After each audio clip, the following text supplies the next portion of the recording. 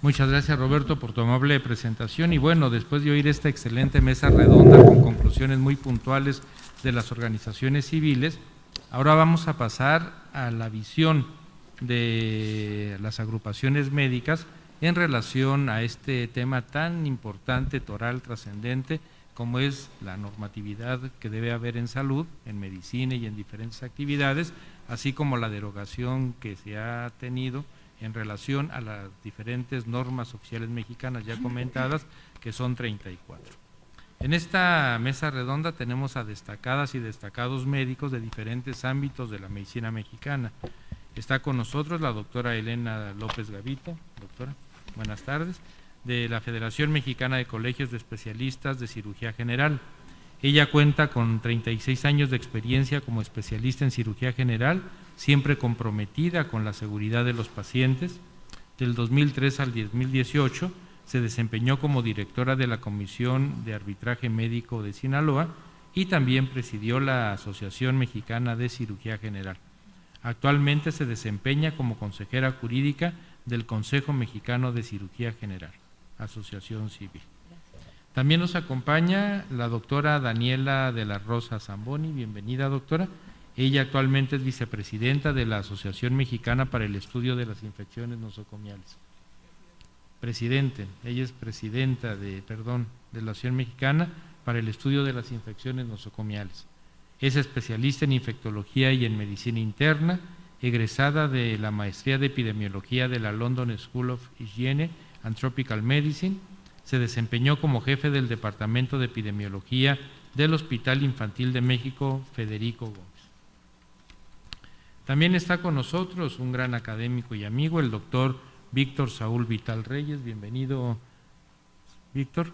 Él es vicepresidente actualmente del Colegio Mexicano de Especialistas en Ginecología y Obstetricia, es médico cirujano, especialista en medicina familiar, ginecología y obstetricia, es socio titular de la Asociación Mexicana de Medicina de la Reproducción, cuenta con certificación y recertificación en las especialidades de gineco-obstetricia y biología de la reproducción por el Consejo Mexicano de Ginecología y Obstetricia.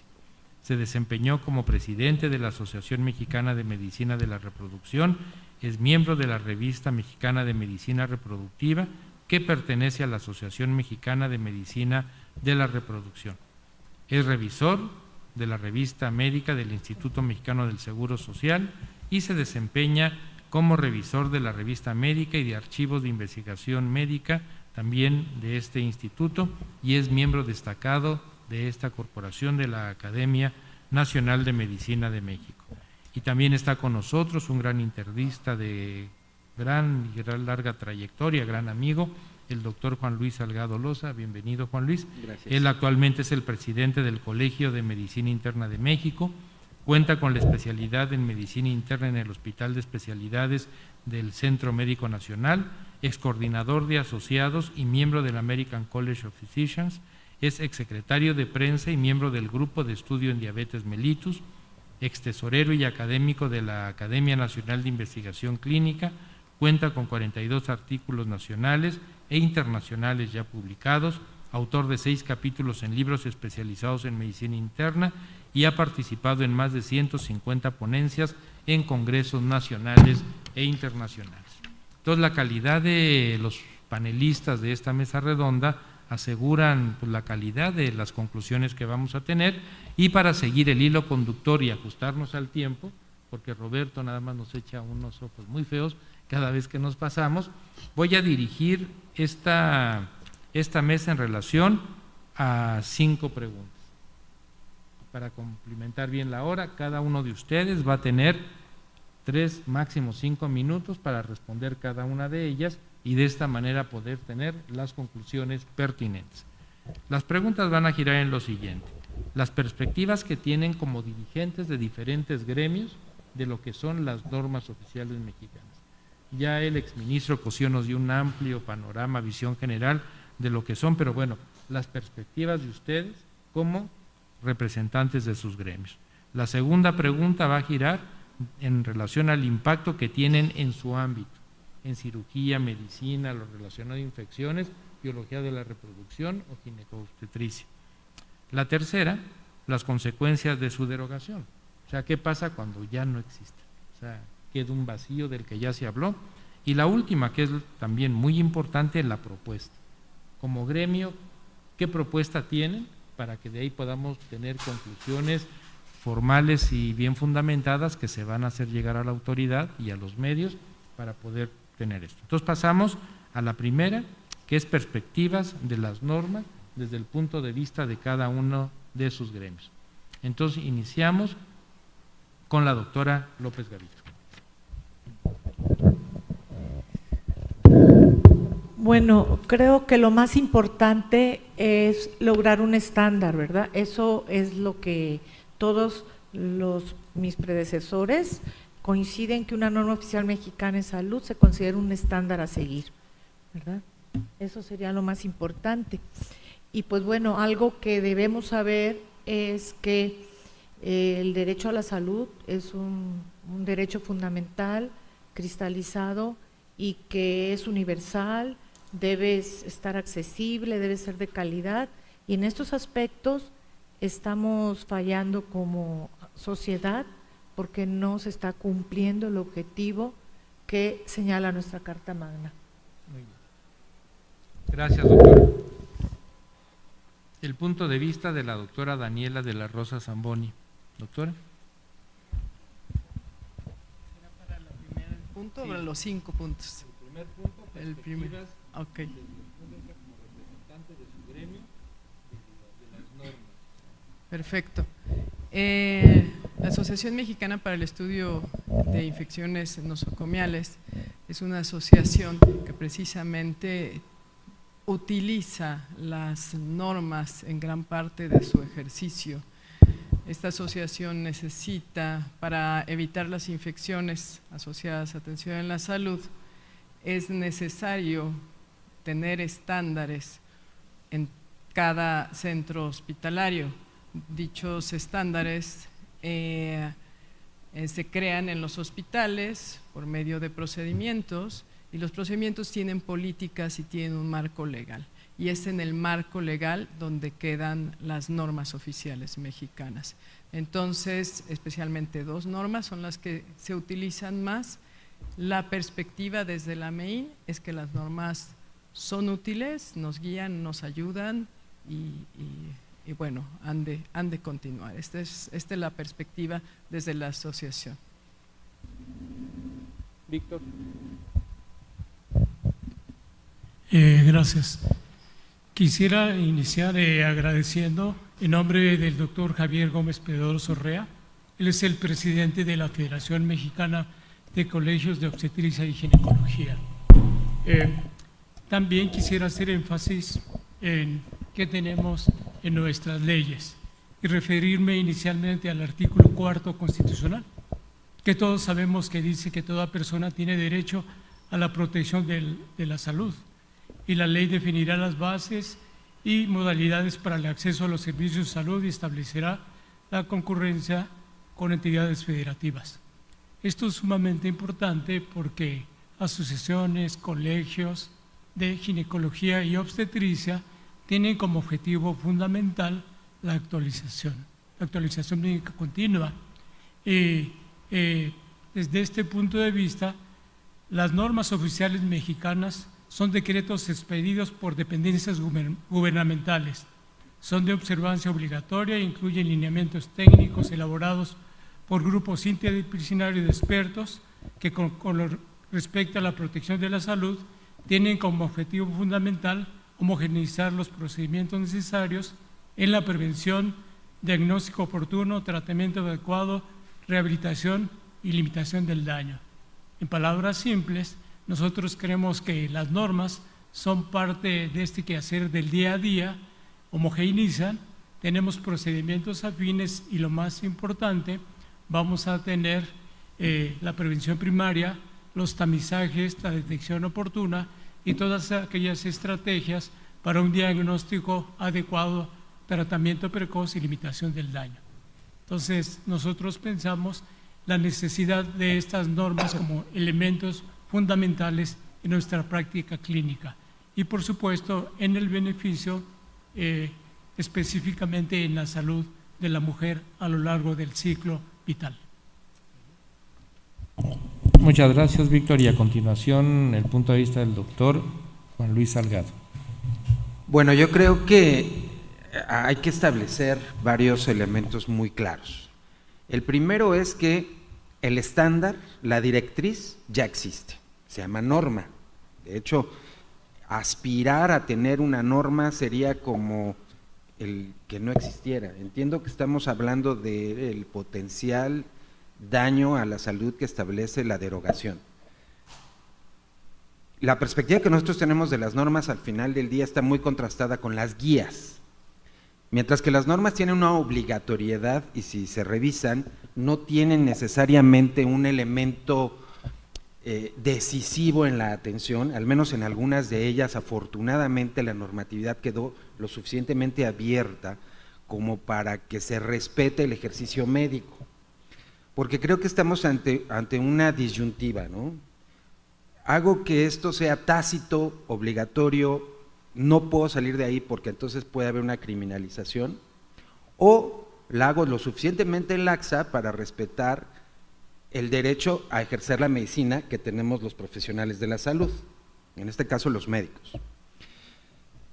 La perspectiva que creo yo tenemos los internistas es que se está teniendo una norma, una regla de atención, pero que no está actualizada, porque desgraciadamente, bueno, pues la mayoría se hicieron hace 10 años, 8 años, 7 años, tienen limitaciones importantes que definitivamente tendrían que de alguna manera ser procesadas de otra forma, ¿no? Tendría que ser una norma viva, no una norma establecida en el Diario Oficial de la Federación que tarda 1 año en publicarse y que en tanto no se publica, pues no existe la obligatoriedad. Creo que la norma, en la perspectiva de nosotros, es que le confiere a los organismos públicos, a los personales de la salud, a los pacientes, a las farmacéuticas y a todos los involucrados en la cadena de la atención, un papel importante. Algunos se atienden, otros no se atienden, oía a nuestros predecesores en las asociaciones civiles, y ellos se quejaban de si el médico les atiende o si la infraestructura se establece. Creo que estamos en un proceso y ese proceso tiene que ser respetado. Entonces, la perspectiva de nosotros los internistas, dado que yo tengo esa representatividad en este momento, es que deben existir, claro que deben existir, pero que deben ser normas vivas, normas que estén asociadas a las guías que de verdad darán el mejor tipo de atención que se le pueda proporcionar a un paciente. Muchas gracias, Juan Luis. Muchas gracias. Y bueno, ahora viene la segunda pregunta en este hilo. ¿Qué impacto tienen las guías en el ámbito de cada una de sus especialidades? ¿Realmente la conocen los colegas? ¿Realmente la aplican en su práctica cotidiana, como bien decías ahorita, Juan Luis? ¿O es letra muerta, que está publicada y que prácticamente nadie la lee hasta que se enfrentan a un problema legal, como bien dijo el exministro Cosío? Porque un juez, él lo comentaba, o aún si el caso llega a la Suprema Corte de Justicia, pues se van a basar precisamente si el actuar médico se hizo en relación a la norma. Entonces esto es una herramienta jurídica muy importante y bueno, tiene muchas aristas, no nada más es la médica. Entonces iniciemos con la doctora López Gavito, experta también en leyes, para que nos hable del impacto que tienen dentro de su gremio quirúrgico. Bueno, quiero en primer lugar hacer público que en mi agrupación tenemos más de 20 años de dar cursos de legislación y para el cirujano general es sí o sí el cumplimiento de una norma, que saben que es de trascendencia, obligatoriedad y sobre todo que es un estándar, como mencioné. A partir de la decisión de restarle valor a las normas oficiales mexicanas, considero que lo primero que me viene a la mente es una incertidumbre legal y lo segundo, que cómo se va a catalogar la responsabilidad profesional. Si las normas oficiales desaparecen, los médicos todavía nos encontramos en un escenario más difícil en cuanto a nuestras obligaciones de medios y definitivamente podemos ser sancionados tanto en la vía civil, penal, administrativa. Pero ¿qué es lo importante? nos permiten actuar de manera diligente en la atención médica y pues también, ¿por qué no decirlo?, se enmarca perfectamente cuál es la obligación que tiene la institución en los recursos físicos, tecnológicos y humanos, además del tipo de personal suficiente e idóneo. Yo me pregunto, si no hay una norma de infraestructura o de cirugía ambulatoria, pues en base a qué se van a organizar los servicios. Creo que eso es algo caótico y desde luego que la falta de normatividad tiene muchas consecuencias, pero el impacto de entrada es nocivo y perjudicial, no solo para la actividad profesional del médico, sino también para la seguridad del paciente. Gracias, doctora López Gavito. Doctora Zamboni. Gracias, doctor. Bueno, pues esta es finalmente la pregunta de esta mesa, ¿no? El impacto que tienen las normas. En el ámbito de control de infecciones asociadas a atención de la salud, que dicho sea de paso, cuentan para cantidad de muertes igual que las mayores epidemias infecciosas juntas, son muy costosas para el hospital, para cada paciente, son frecuentes y bueno, arriesgan la vida y la función de los pacientes, ¿no? Un adulto que tiene una infección asociada a atención en la salud en terapia intensiva tiene 75% de posibilidades de no volver a su función normal. Un niño que tiene una bacteriemia asociada al catéter tiene un riesgo de fallecer de 80% hasta 200% más. 3 semanas de estancia hospitalaria, empobrecimiento de la familia, empobrecimiento del hospital. Entonces son una tragedia por donde quiera que las veamos. La tasa de infecciones asociadas a atención en la salud promedio en México de los hospitales que reporta está alrededor de 6 por 1000 días paciente, que esto es más o menos 6%, aunque hay un infrarreporte importante. Y lo pongo esto en contexto porque el impacto que tiene en la asociación se puede traducir también al impacto en otras medidas preventivas.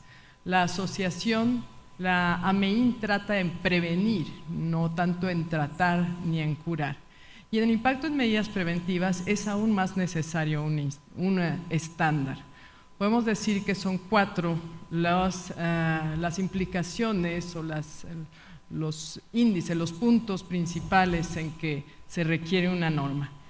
El primero se ha mencionado ampliamente, el marco legal, lo mencioné también en el punto anterior. El segundo es interesante porque sirven de respaldo y justificación, y a propósito separo estas palabras porque en este aspecto son distintas. La justificación es por qué necesitas implementar medidas de prevención. Bueno, es que la norma lo dice, no solo la literatura médica, la norma lo dice y podemos tener problemas legales si no las tenemos implementadas.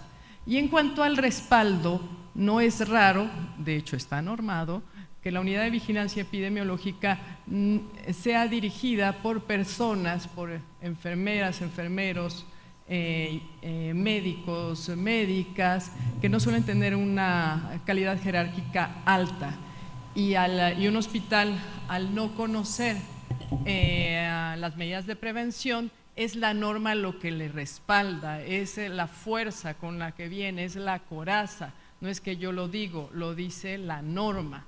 Y no solo las guías, no solo está en las guías, sino que la norma lo está diciendo. Entonces, para respaldo y justificación.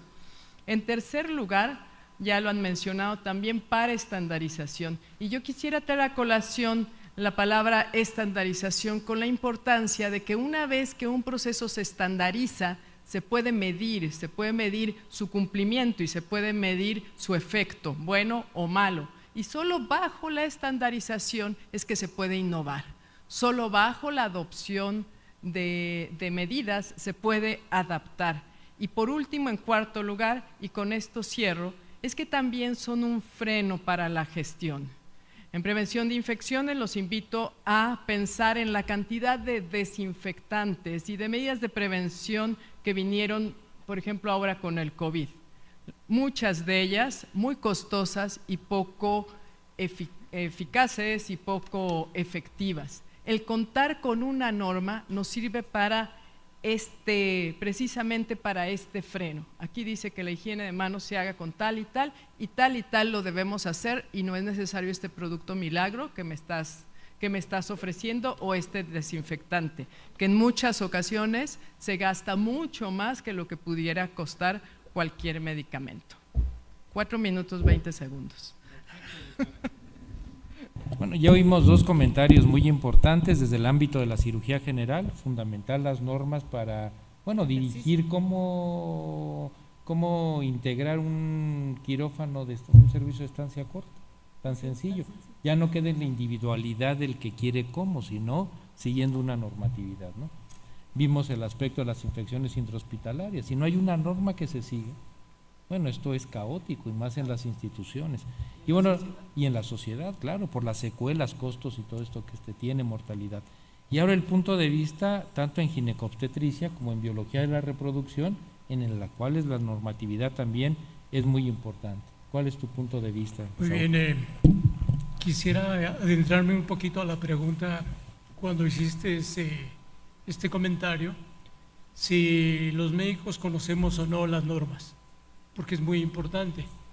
Afortunadamente, en la educación formal, en el pregrado, en la residencia y posteriormente ya en el día a día, en las instituciones privadas y públicas, sabemos que existen las normas y sabemos que tenemos que estar apegados a lo que dice la norma.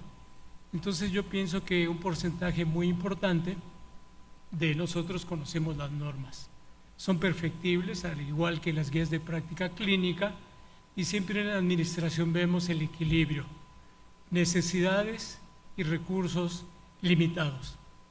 Desde este contexto, en el área de ginecobstetricia y específicamente en salud reproductiva, las normas son esenciales.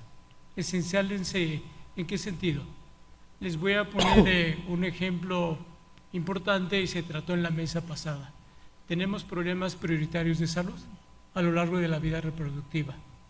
Actualmente, desde mi punto de vista, el cáncer ginecológico, cáncer cervicuterino y cáncer de mama. Y quiero retomar esto.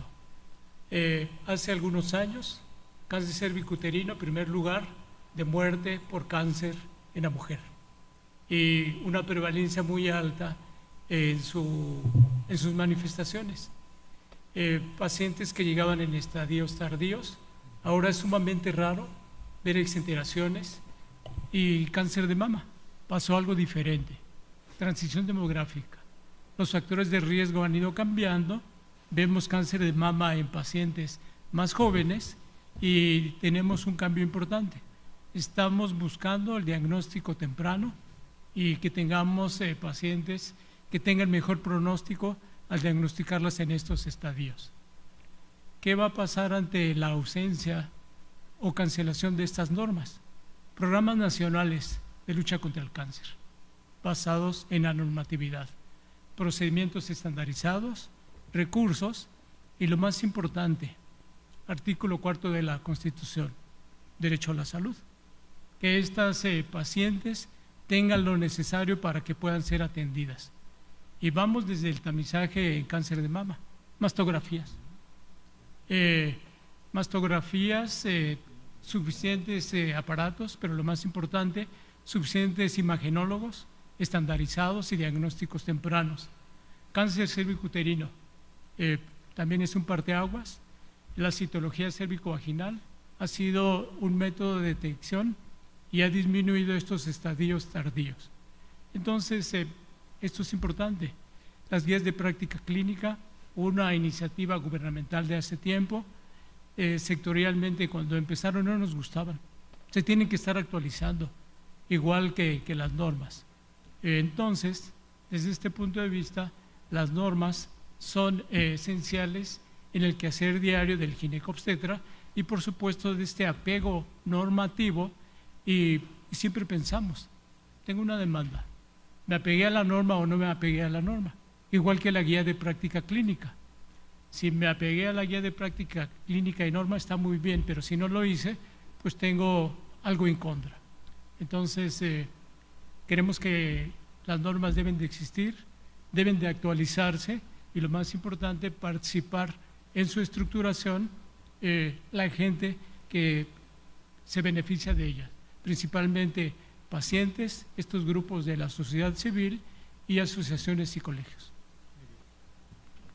Muchas gracias, Saúl. Y bueno, el punto de vista del gremio de la medicina interna, normas muy importantes, diabetes, hipertensión, obesidad, ¿qué es lo que atendemos cotidianamente los internistas? ¿Cuál es tu punto de vista, Juan Luis?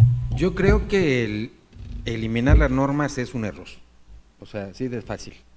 No podemos eliminar algo que le das, como ya se ha venido manejando, certeza a las cosas. Lo que sí se tiene que hacer es mantenerlas actualizadas.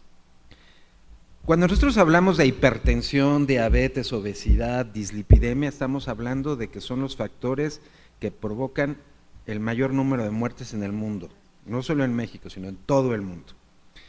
Entonces, nosotros en medicina interna, cuando estábamos en la escuela y desde los primeros años, inclusive sin ser internistas, siendo estudiantes de medicina, nos han enseñado a seguir una norma.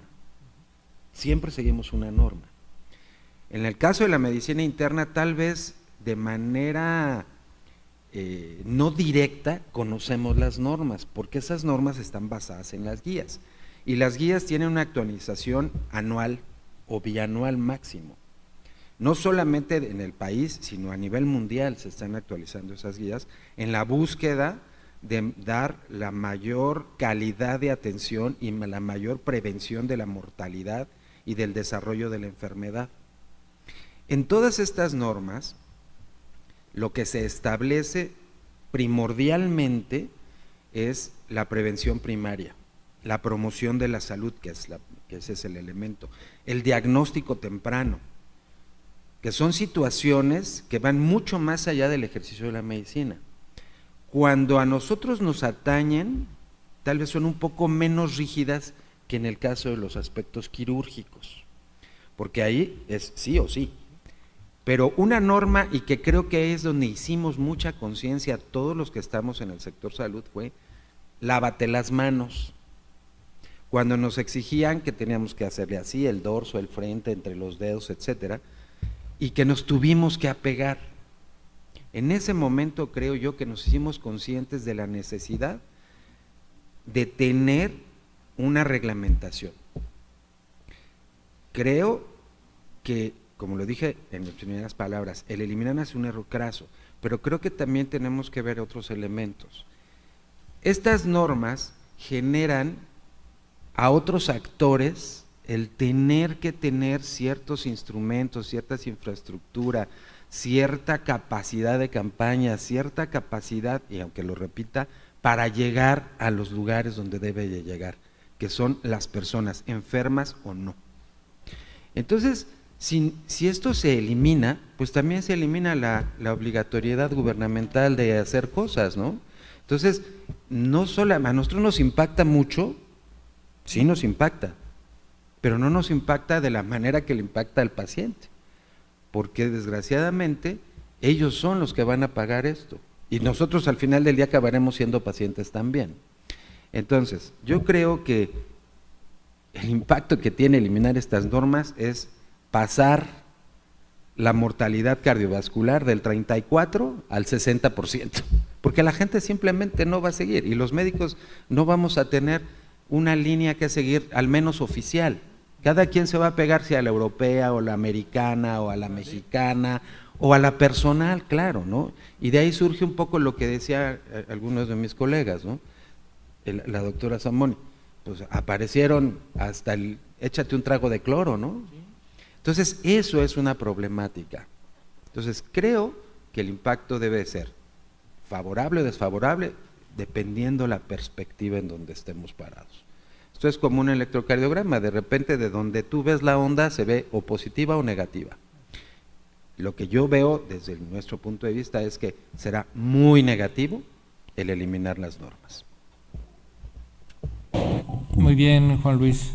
Y bueno, el siguiente punto que va en relación a los ya vistos, y ya adelantaron algo de lo mismo. ¿Qué consecuencias traerá su derogación? Uno ya lo adelantó Juan Luis en la práctica médica, ¿no? Y la doctora también. Sí, pues, Dos, sí. perdón, en el ámbito jurídico y legal. ¿Qué Sí. pasa si a partir, se acabó la norma para la estancia corta, la cirugía estancia? Y la última, ¿cómo impactaría en las instituciones Claro. y en la autoridad sanitaria? Lo adelantó algo también el doctor Salgado y lo comentó aquí el exministro Cosío. Si esto desaparece, ¿quién le va a exigir a quién? Y Exactamente. sobre todo a la autoridad sanitaria. Adelante, doctora. Sí, yo tenía uno de los primeros puntos que tratar era la exigibilidad. ¿Cómo vas a exigir un recurso si no está formado, normado y demás? Pero bueno, algo que es importante es la calidad de los insumos. Ahí también es un gran parteaguas para decir qué compro, tiene su patente, no tiene su patente. De hecho, por eso fueron creadas las normas. Inicialmente venía de la ley de metrología, como se mencionó anteriormente, pero fueron derivándose a varios tipos de normas, como sabemos, la SSA 1, 2 y 3, que se refieren a diferentes situaciones. Pero las normas proporcionan marcos de referencia, no solo para conducirse y observar la norma y saber los lineamientos, sino también para la hora de revisar una actuación profesional, decir hizo o no lo correcto, cumplió con su obligación de medios o lo hizo a su libre albedrío. En otros aspectos, sin estas normas, podemos enfrentar dificultades para tomar decisiones basadas en la mejor evidencia y también lo que puede decir que se fragmente la calidad de la atención médica. La ambigüedad sin las normas, podríamos decir que cada médico, cada institución haría sus propios reglamentos y sus propias políticas, y pues esto no es lo ideal en un sistema de salud donde tienen que ver todas y cada una de las entidades federativas, que se requiere pues una solidez. Yo creo que algo que a mí me preocupa muchísimo sería que cada quien usara su libre albedrío para tomar decisiones. Y la exigibilidad me preocupa muchísimo más, porque ¿cómo voy a poder realizar un procedimiento si no tengo la mínima infraestructura o no tengo los insumos que sabemos que por ley le competen a la institución tenerlos? Pero la autoridad, cuando es omisa de que no ha actualizado lo que le toca hacer a cada persona, eso sí es muy importante, porque mencionó muy enfáticamente el ministro del artículo 1 constitucional, que cada autoridad en el ámbito de su competencia tiene que respetar los derechos humanos, y no puede haber ningún otro derecho humano si no tienes vida o salud. Entonces creo que las repercusiones serían muchas, y a la hora de ser juzgados pues también sería una ventana de discrecionalidad, que cada quien aplicaría lo que quisiera, ¿verdad? O lo que a mí se me ocurre, lo que se decía antes, mi real saber entender, y no en base a una metodología, en base a un conocimiento científico, porque no nada más son los consensos, son la evidencia científica. Gracias, doctora López Gavito. Doctora de la Rosa, ¿qué pasaría si desapareciera ahorita la normatividad en relación a infecciones intrahospitalarias? Ok. Bueno, se puede resumir en una palabra: incertidumbre, y la incertidumbre en cualquier procedimiento es un caos. La incertidumbre llevaría a hacer trabajo en exceso o poco trabajo, procedimientos innecesarios o pocos procedimientos, insumos costosos o poco costosos, y a deshacer lo que más o menos se ha venido haciendo desde que la norma salió, se actualizó y un poco exacerbado por el COVID, que es la normalización interna de epidemiología hospitalaria. Entonces esto llevaría en el aspecto de control de infecciones, no solo lleva a medidas de prevención desastrosas, sino que nuestra misma normatividad indica que deben ser medidas las medidas de prevención, deben ser vigiladas y deben ser reportadas mensualmente. Al no tener esta norma, no podríamos, muy posiblemente el impacto en muerte, gasto, discapacidad, gasto del hospital, gasto de la familia, el impacto social, años de vida perdidos por discapacidad o muerte, sea muy grande, pero aún es peor que al no reglamentar la vigilancia epidemiológica, no sería ya normado estarlos midiendo. Entonces tendríamos un caos sin medición. Y aquí voy a dar una frase. Debo agradecer a todos los socios de la Asociación Mexicana para el Estudio y Control de Infecciones Nosocomiales, con quienes tenemos un estrecho y diario contacto, y que aportaron algunas ideas que las he resumido a lo largo de esta plática, pero especialmente me pareció esta idea que resumía todo y contestaba esta pregunta. El no tener normas, y bueno, ya sea derogarlas o cancelarlas. En el caso de la NOM 045 está derogada porque se va a cambiar y bueno, finalmente viene a no tener la norma, no la cancela del todo, pero a no tenerla por un tiempo. Derogarlas o cancelarlas llevaría a un mundo abierto a realizar procedimientos no sustentados y sin ninguna consecuencia. Muchas gracias y excelente remate de su participación. Muy bueno. Saúl, desde el punto de vista de tu área. Sí, yo quisiera contestar esta pregunta con una reflexión. Siempre buscamos indicadores de salud. Sabemos que dependen de muchos factores y estos indicadores son valorados nacionalmente en nivel mundial por la OCDE y sabemos cómo está nuestro país.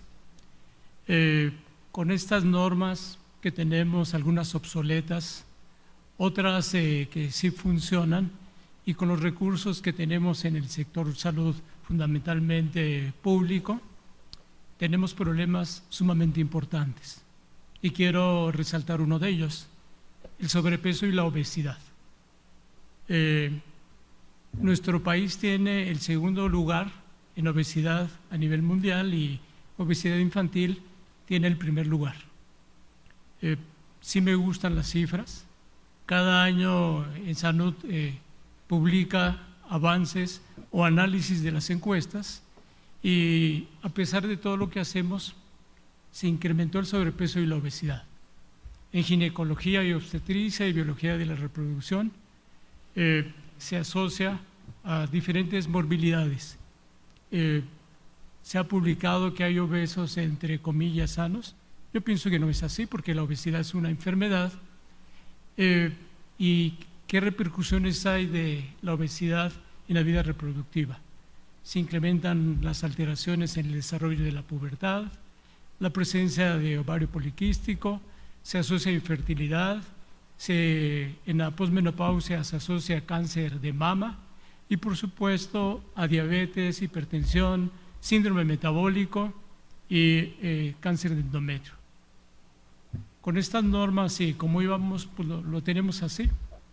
¿Qué va a pasar si no tenemos estos lineamientos que hacen homogéneo lo que hacemos el día a día?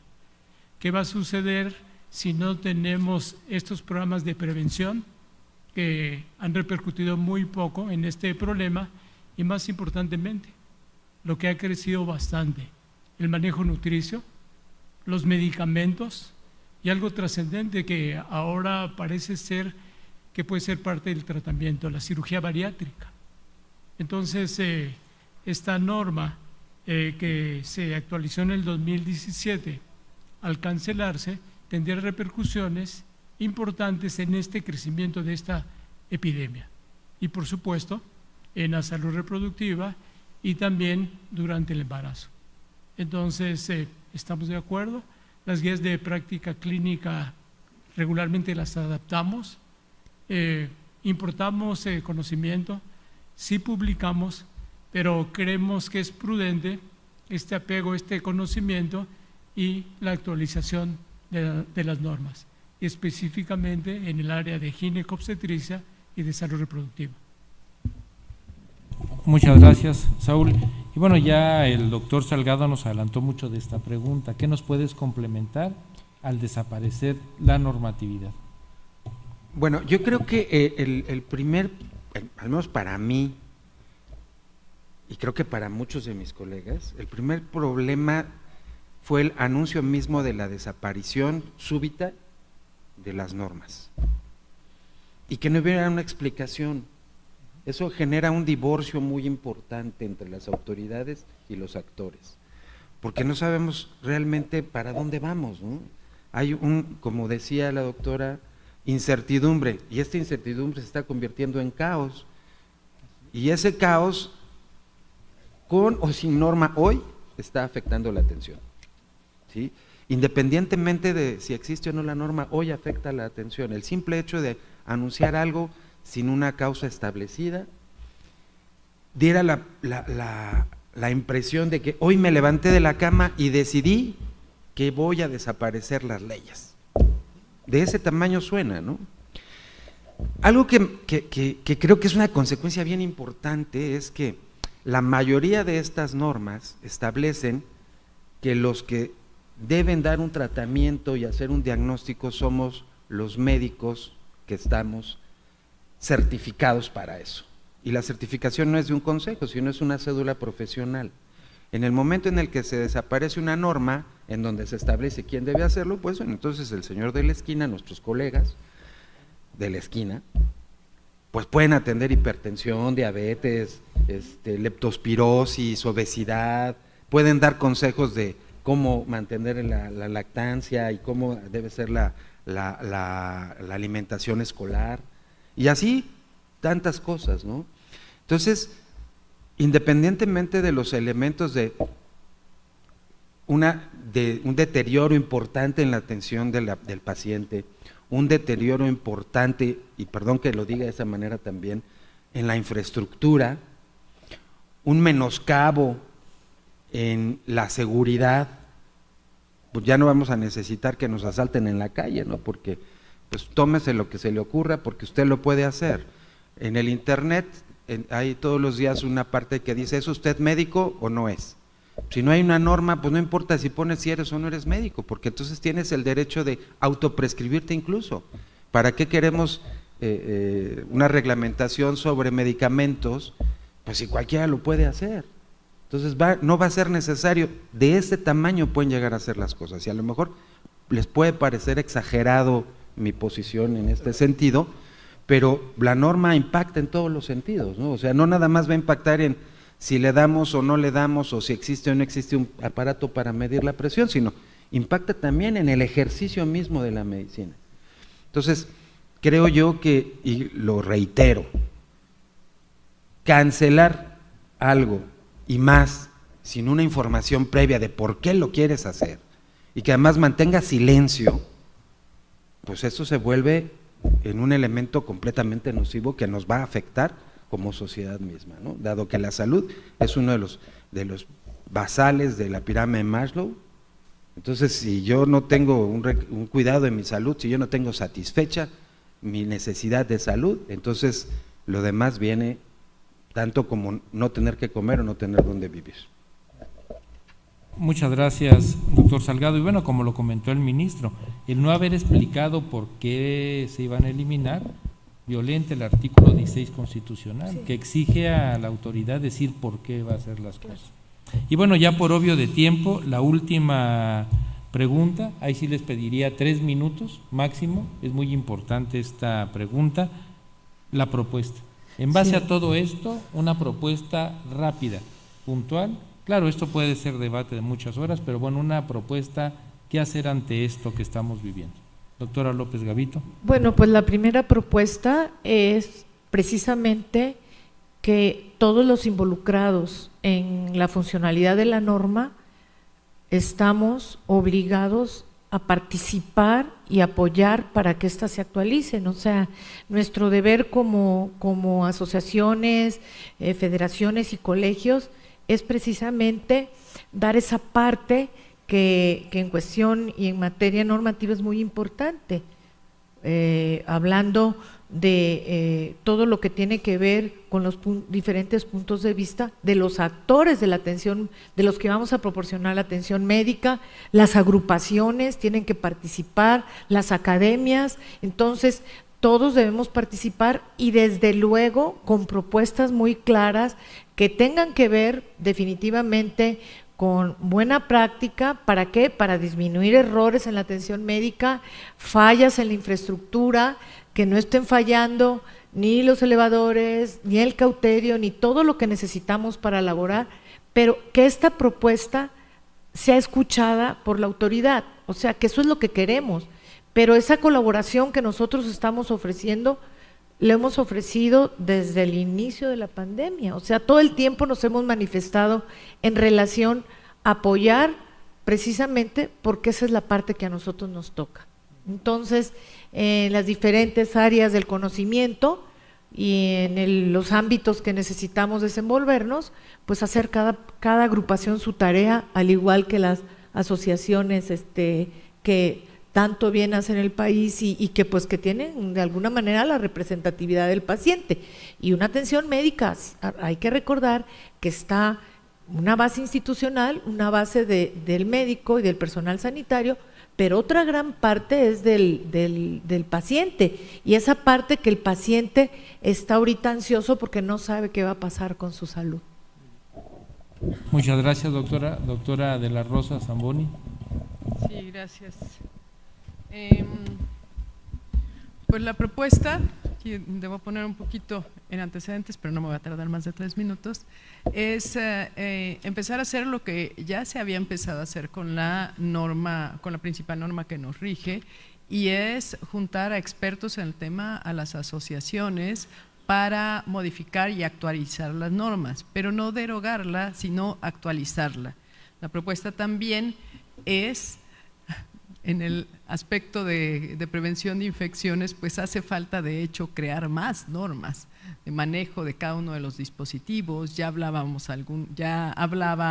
Guadalupe de la transmisión en fibrosis quística, normas de ventilación en los sitios hospitalarios, normas de uso de cubrebocas, higiene de manos, etcétera.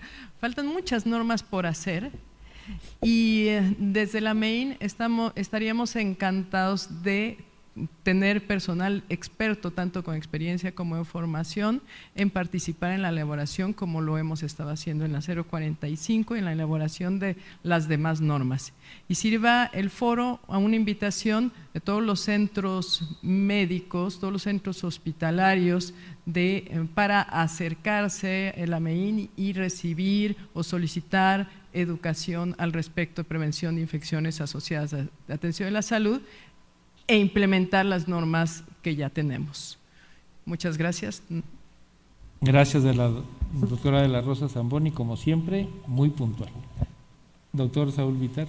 Muy bien, ante este término que me gustó, que es incertidumbre legal y profesional y repercusiones potenciales en atención, seguridad y calidad a los pacientes, yo creo que esta iniciativa y este esfuerzo de estar esta mañana interaccionando debería de cristalizarse en un posicionamiento, por supuesto liderado por la Academia Nacional de Medicina, donde se plasme todo esto y se busquen espacios de comunicación y de gestión con las autoridades respectivas, porque como hemos visto, y esto no es politizar la mesa, ha habido cambios importantes en salud. Tenemos un sistema de salud diferente y al final del camino todo esto va creando esta incertidumbre y no aterrizamos. Tenemos que aterrizar esto y lo más importante, buscar estos espacios, y yo creo que estas normas que fueron suspendidas tendríamos que saber el razonamiento de cada una. Eso es lo que yo podría proponer. Gracias, Saúl. Juan Luis. Voy a tratar de ser muy sucinto. Muy bien. Creo que tengo 4 propuestas. La primera es crear un comité que esté siempre en contacto con la norma y que la esté actualizando de manera continua. No estar esperando a que pasen 4 años y decidamos hacerlo, sino de manera continua existe ese comité, que esa es una parte, y que evidentemente tiene que estar creados por expertos en cada norma, lo cual nos daría trabajo a todos los médicos, y no remunerado, sino trabajo de tiempo, ocupación. Esa es la primera propuesta. La segunda propuesta es que por favor las autoridades acudan a estos foros. O sea, esto está muy bonito, espero que llegue a donde debe de llegar, a los oídos de la persona que debe de llegar, para que entonces podamos sentarnos todos y demos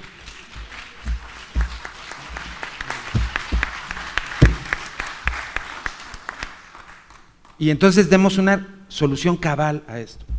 Estamos claros que hoy la norma no es perfecta, pero es perfectible. La tercera sería, por favor, no pensemos que esto es de las asociaciones o de los médicos o de los colegios. Esto involucra prácticamente a todos los sectores, los que hacen los hospitales, los que dan los insumos a los hospitales, los que venden los fármacos. Entonces, esto es mucho más allá. Un pueblo que tiene salud es un pueblo que va a crecer. Muchas gracias. Pues bueno, con este último comentario terminamos esta segunda mesa redonda. A nombre de la Academia Nacional de Medicina de México y de los organizadores, le doy las gracias, reitero el agradecimiento a la doctora Elena López Gavito, a la doctora Daniela de la Rosa Zamboni, al doctor Víctor Saúl Vital Reyes y al doctor Juan Luis Salgado Loza. Muchísimas gracias por haber estado aquí con nosotros.